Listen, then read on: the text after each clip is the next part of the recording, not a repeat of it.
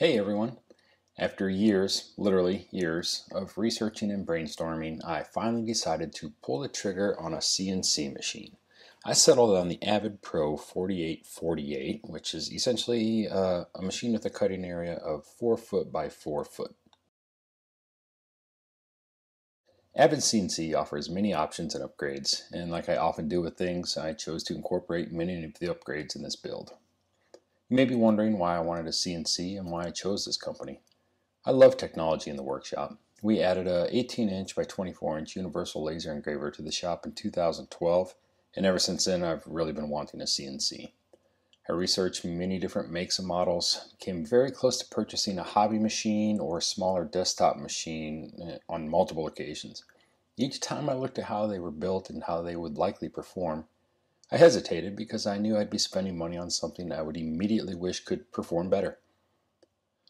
I also had to consider whether or not I wanted to build a machine from a kit or just have a huge pallet arrive on a truck one day with a machine that was nearly ready to run. I like the idea of an Avid CNC kit because I think it's valuable to know how your machine is put together. Having built the machine, I would be 100% confident in doing any repairs or replacing any parts in the future. And it just helped me with an overall understanding of how the machine functions as a whole. Added to that, there is room for expandability. My machine is 4 foot by 4 foot, but for I think a little over $1,000, I could expand it to 4 foot by 8 foot, or even 10 foot. Not many other companies can offer something like that.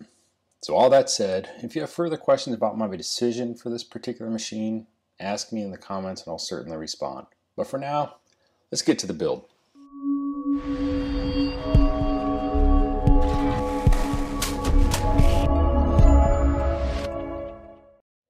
It all begins with what some may consider an intimidating pile of 16 or 18 boxes. Let me first say, this video is not a replacement for the instructions. Avid CNC's instructions are fantastic.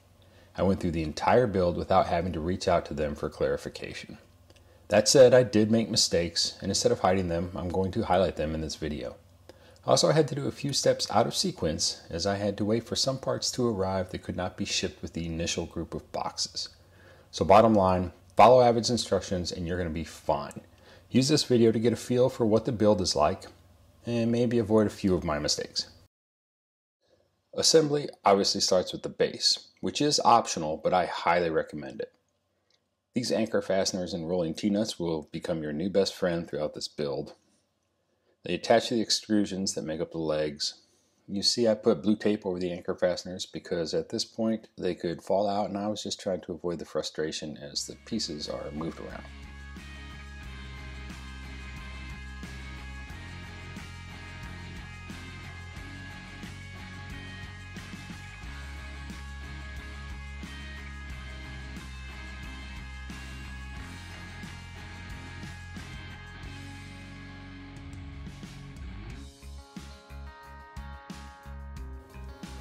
Adding the adjustable feet is the next step, and this is the first situation where I caught myself not paying attention to detail. You see here the cap screws that hold the foot plate on should be recessed into the plate. Had I simply flipped the plate over, I would have noticed this. Instead, as I was threading the foot into the plate, I realized the screws were going to be in the way, and then I realized I had made a mistake, so I corrected it.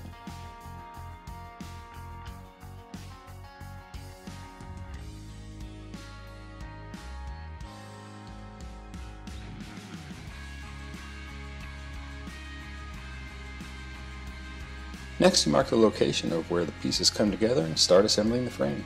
These cross members are located 6.5 inches from the bottom. At first, I didn't have a good way to hold these pieces together for assembly, but then realized if I stacked the two boxes that the frame gussets were shipped in, it held everything at the perfect height.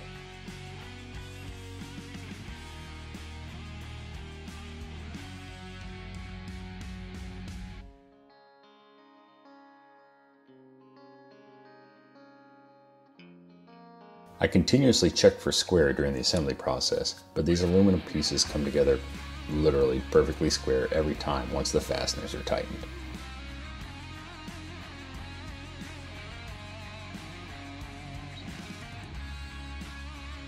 Now Now the gussets are added to the legs in preparation for the entire frame to come together.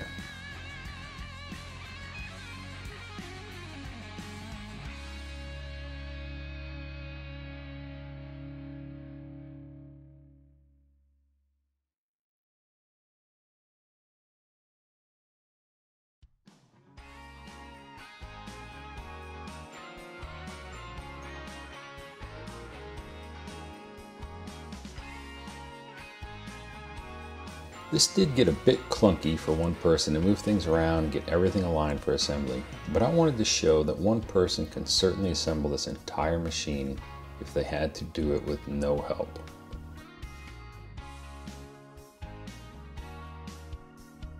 Here I'm bringing the frame sub-assemblies together with a long bar that is used to mount the Avid plug-and-play electronics boxes.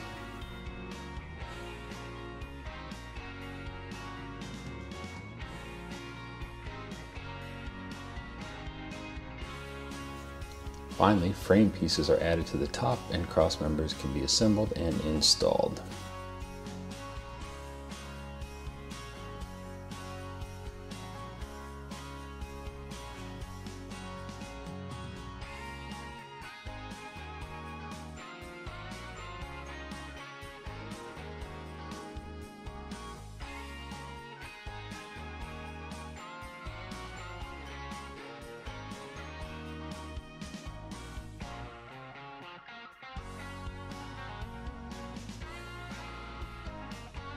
These are a pretty snug fit, and I realized I had left too much play in the fasteners, and that was preventing things from sliding together.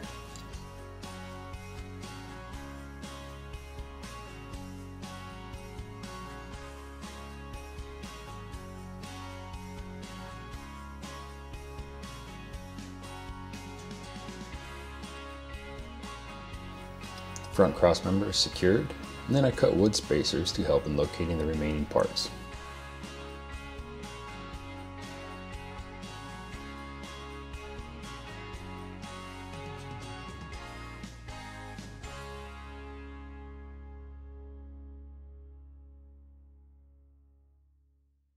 Once those are in position and tightened, the leg gussets are also tightened down.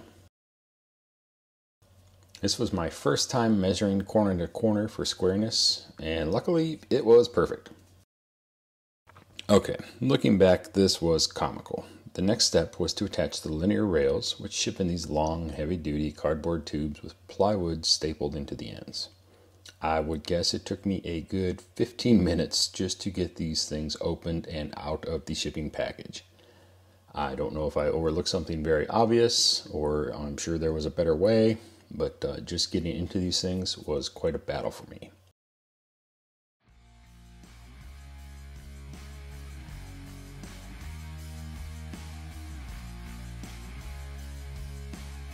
These require you to install a large number of these slide-in T-nuts. Once that is complete, they slide right into the side of the frame.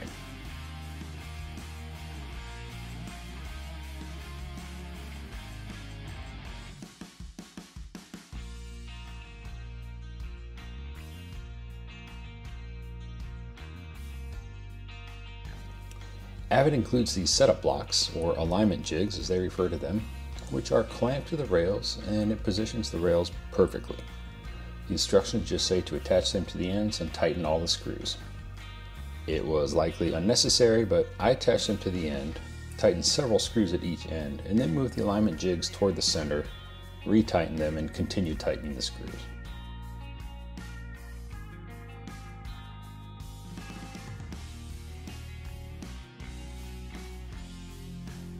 Now you see the gear tracks being installed in a similar fashion, except there is not a need for the alignment fixture.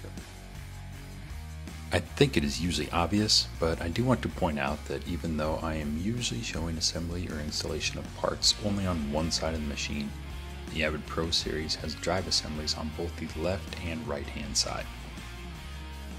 Now it is time to install the linear bearing blocks. I had to stare at these for a while and figure out what the instructions were saying. This was the first time I almost picked up the phone and reached out to Avid to get some clarification. The blocks have to be aligned in a specific orientation, both to the machine and to each other. And the way they came out of the package, I decided it was impossible.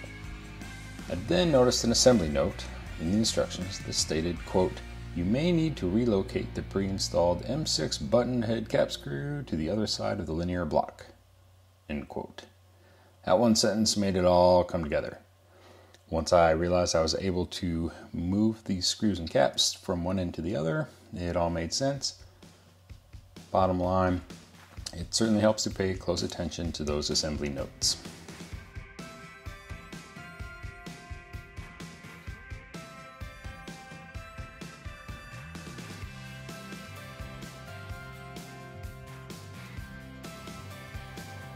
Avid even includes a grease gun and grease to get everything set up.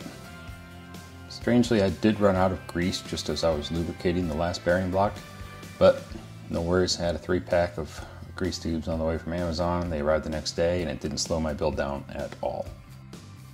These are simple dust covers that cover the linear rails. Now some bumpers are added for each axis to serve as a mechanical stop. You will see these are not only a stop, but also serve as the mounting locations for the optional electronic sensor flags, which I add in the next step.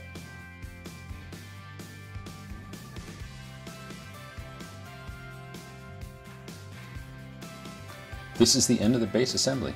Next up is the riser assembly, and this thing is going to quickly start looking like a CNC machine. These riser plates attach to the bearing blocks that we slid onto the rails earlier.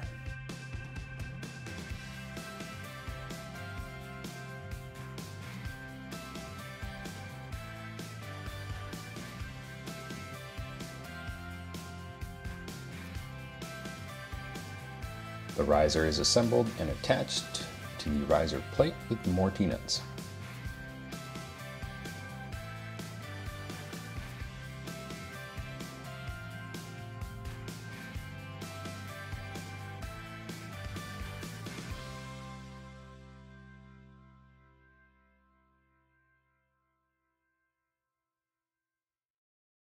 After attaching the joining plates, we get to move on to the assembly of the gantry.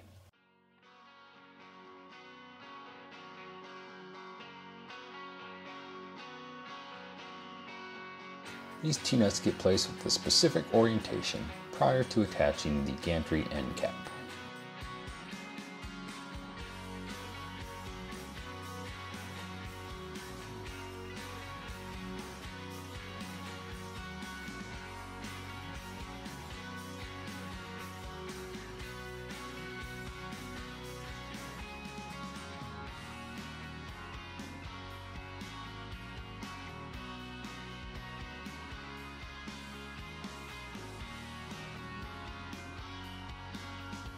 The large gantry extrusion is then put in place. The gantry is then attached using screws to the back plate as well as screws from underneath.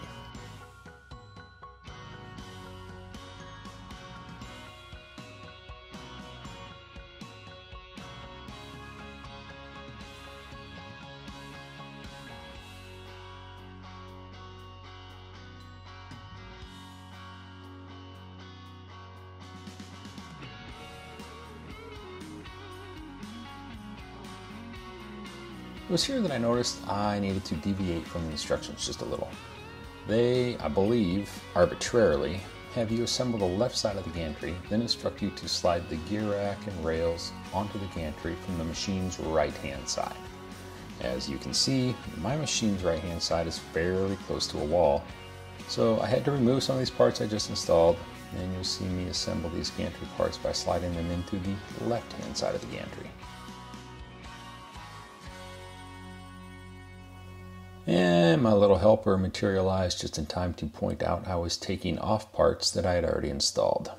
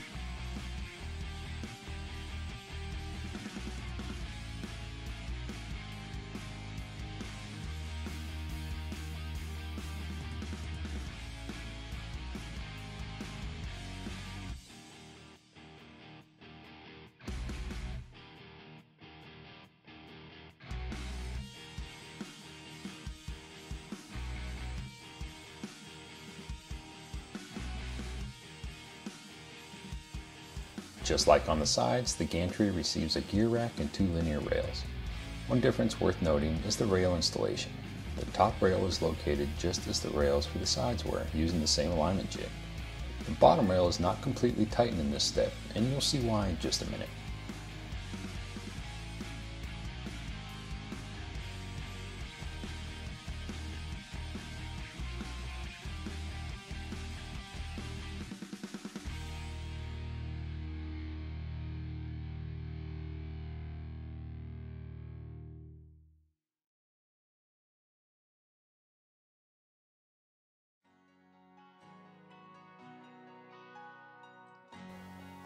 More bearing blocks and another bumper installed.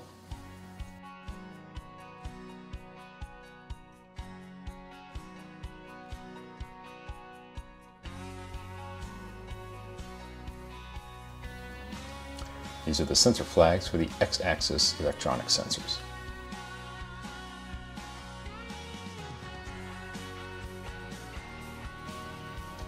Here you see I've just screwed the gantry plate to the bearing blocks and it slides back and forth quite easily.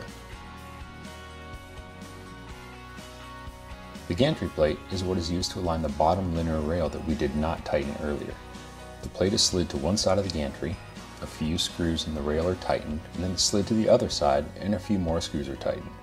This is a clever way to ensure the bottom rail is perfectly aligned with the top rail.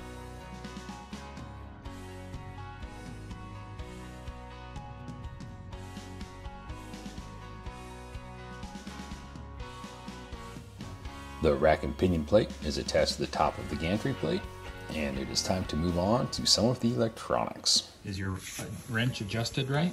Yeah. Okay, can you put it on that way? The NEMA 34 motors that I got had a plastic nut on them that had to be removed and discarded. Perfect tool practice for a 3-year-old. Okay. Now, can you take that off?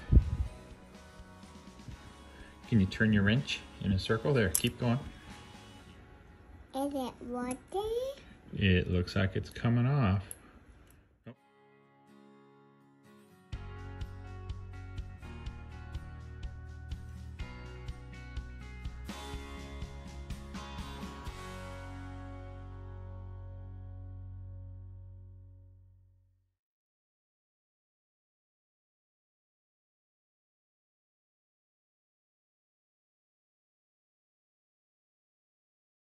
The motor and drive assembly only have a few components and assembly is very simple. The rack and pinion assembly is then mounted to the riser plate.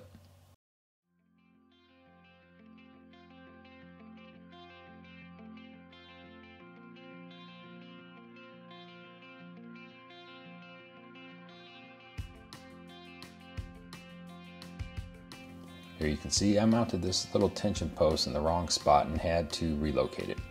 Its location varies depending on which side of the machine you are mounting this piece to. Once in place, the tension is adjusted. The directions tell you to get the spring seated but not fully compressed. Then tighten the bolt 3 more revolutions. I marked my bolt with a marker just to ensure I did full 3 revolutions and this step was done.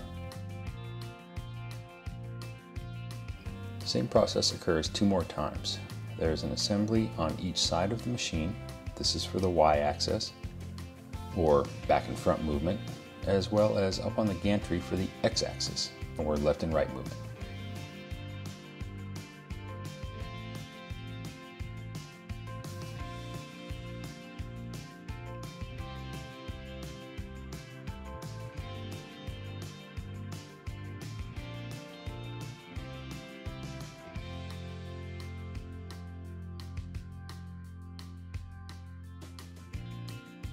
Now it's time to work on the Z-axis. This is the up and down movement and is what will hold the router or spindle. In my case, I'm using the Avid CNC 3 horsepower spindle with tram mounting plate. This comes partially assembled and some of the parts actually have to be removed before they can be installed. But again, the instructions are very clear.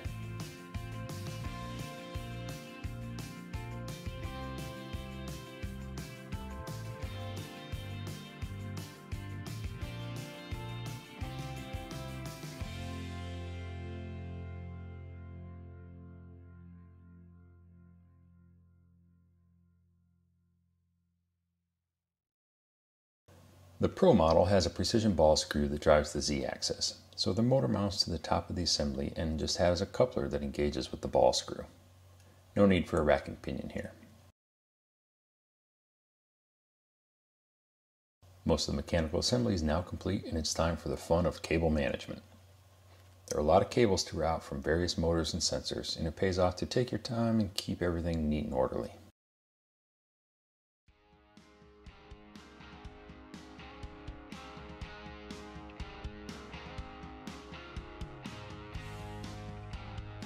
The cable tracks are clever little tracks that make good cable management possible, but I will also show you why this was actually one of the most frustrating parts of the build for me.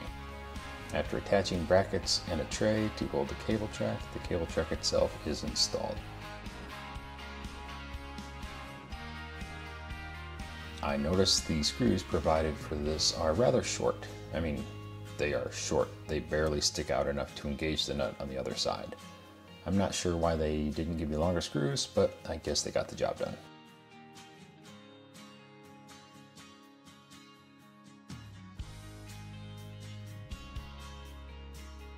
The largest cable track goes on the right side of the machine and will eventually have every single cable running through it. This is clear in the instructions, but likely because I was working on this at 4 a.m., I started out with the wrong track. It's important to also note the tracks have a different orientation regarding which direction they bend.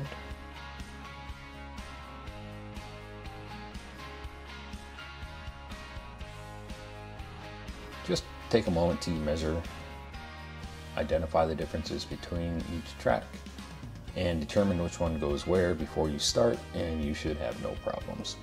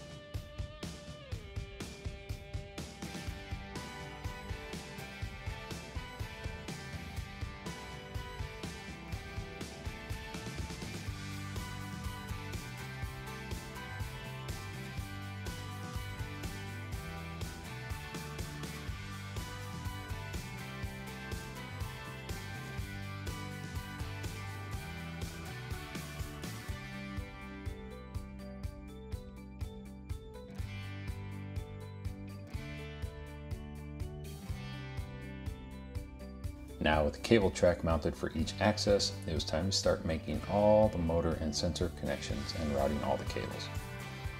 There's a note at the beginning of this section that simply states you will have to use a screwdriver to lift up the cover for each of these cable track sections in order to route the cables. What I failed to realize is that these open in a way that is not completely accessible with the cable track mounted to the trays.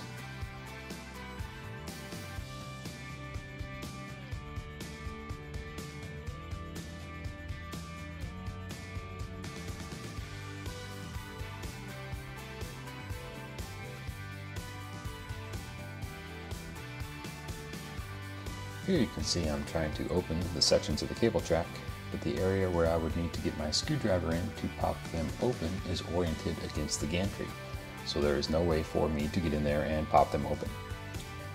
I did look around and found that a basic paint can opener allowed me to reach back there and pop these tabs up, but it definitely was not the right tool for the job, and I finally gave up and just removed the cable track, opened what I needed, and reinstalled it. Good news is, once this is all set up, you should not have to do anything with these cables in the future.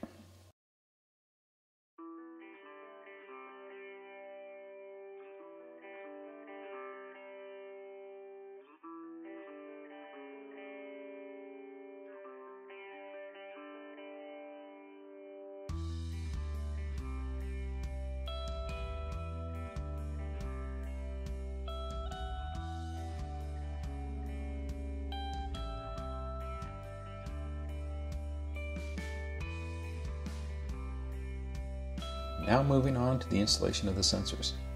Sensors that ship with the kits now look different than what you may have seen in older videos. They no longer stick out of the front of the machine and instead are little square sensors that mount to the riser plate. These sensors are an optional upgrade, but again they are well worth it. These allow the machine to be perfectly squared and zeroed every time it is turned on. In addition to that, they also serve as electrical stops, so you should not have to worry about testing the strength of those mechanical stops should you attempt to exceed the machine's range of motion.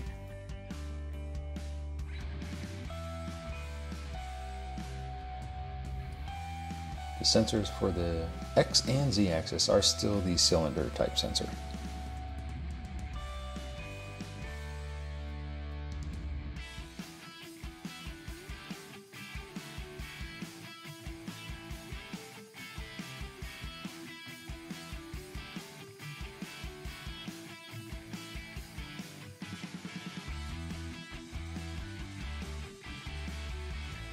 One thing that will really help you is to lay out all your cables and mark each one. I used color-coded electrical tape. These are long cables, so I marked both ends.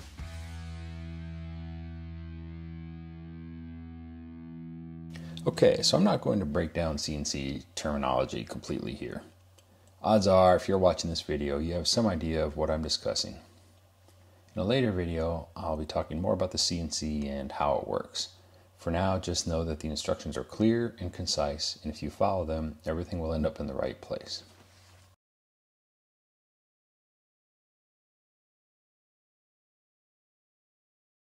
The Y-axis motor and position sensor are connected, and they are actually routed right through a hole in the center of the gantry. Then the X-axis motor and sensor cables, as well as the Z-axis motor and sensor cables, are routed through the cable track attached to the back of the gantry. You may notice I do not have my spindle mounted yet because I was waiting for a part from Avid CNC that could not ship with the rest of my machine. I later had to go and route the power cable for the spindle through all the same cable tracks.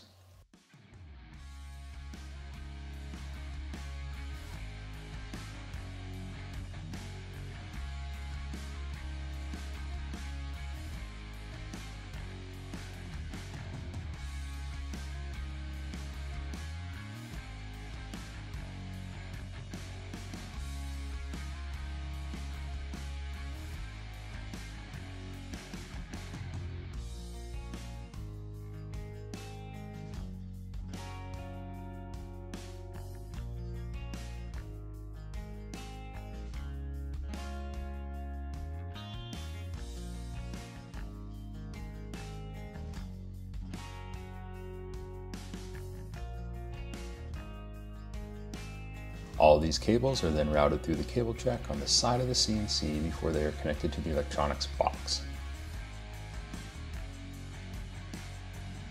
Here you see all the cables ready for connection. I had already mounted the electronics box to the machine, but I decided to remove it to make all these connections easier as they connect to the bottom of the box. There just wasn't much room between the floor and the bottom. Here's a picture of the bottom of the plug-and-play electronics box that I got through Avid CNC, and everything will get plugged in here. Now everything is connected, including my Ethernet cable, emergency stop, and touch-off plate. It's almost time to power this thing up. It is important to have your machine square and level. I got lucky with the leveling.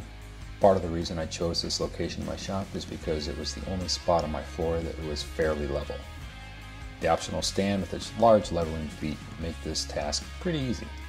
I used a car jack to raise the one corner that needed adjusting, and as you can see, it only needs to come up about a quarter inch or so. Avid has a good video on squaring and leveling their machine you should check out if you're going to build one of these.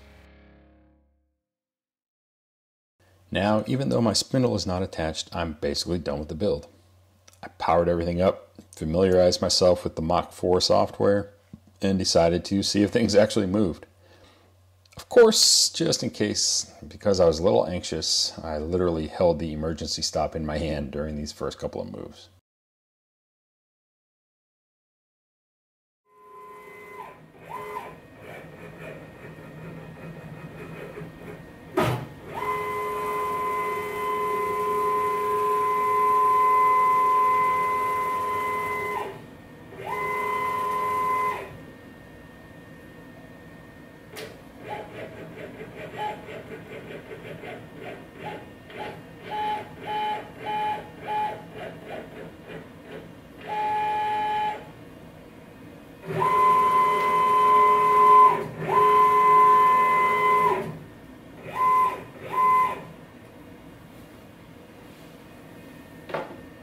Hallelujah. Machine works.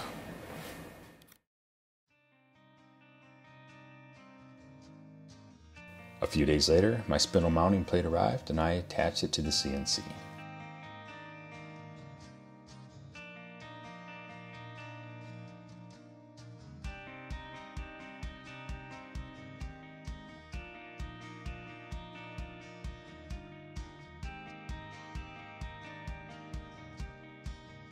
Even though I was looking at the instructions the entire time, I somehow mounted it incorrectly at first, but realized my mistake and turned it around. I purchased the optional tramming mount that allows for very simple tramming, which is basically squaring of the spindle, for lack of a better term. I'll cover that in another video, but it's important to have your spindle perfectly perpendicular on all axes, and this mounting plate makes it very easy.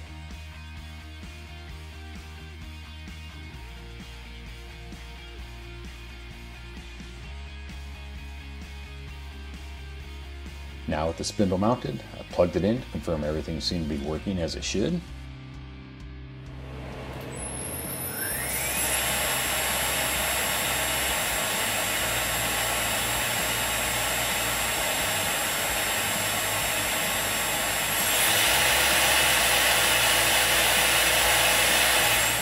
And once again, I had to remove all the cable track, open up all those connectors, route the cable, and then reassemble all of it. Hopefully this is the last time.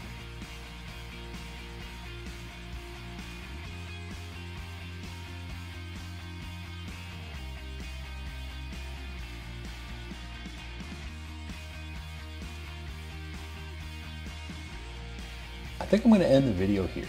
I know it was a long video, but I wanted to get a solid idea of what is involved in building an Avid CNC and show you that literally anyone that would like to build one of these machines is more than capable. I estimate I spent about 25 hours total up to this point, but I worked on it in small chunks of time early in the morning. I feel like had I set aside a couple days to focus on this, it would have come together even faster. Upcoming videos are going to show how I went about setting up my spoil board, tramming my spindle, making my own dust boot. After that, I'm hoping projects are going to start rolling out. Please like and subscribe, and of course I'll answer any questions in the comments below. Now get out in your shop and get creative.